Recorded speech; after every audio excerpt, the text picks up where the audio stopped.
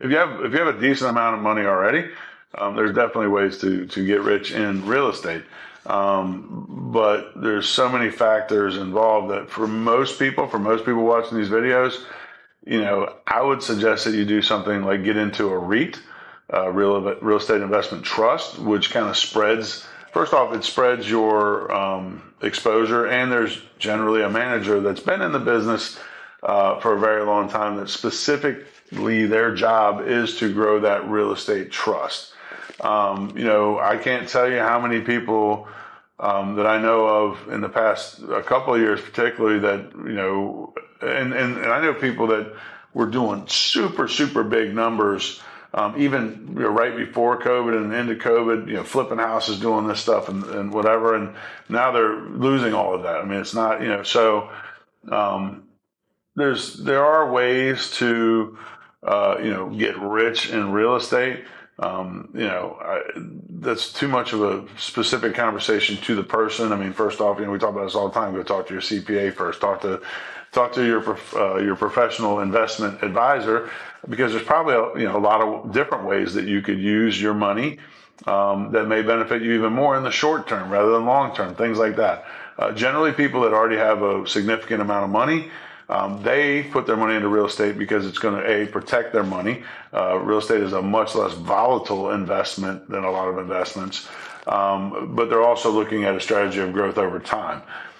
Short-term real estate, like flipping is the one thing, or Airbnbs. Those are really the two things everybody talks about.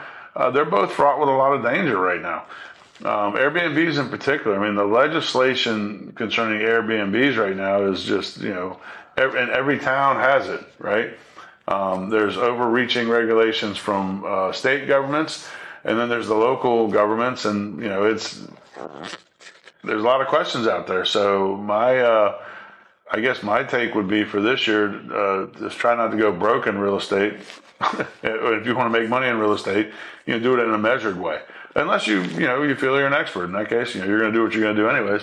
But the bottom line is that right now, there's so many changes in the environment of rules, regulations, etc., that I don't really see an easy way to get rich in real estate in 2024.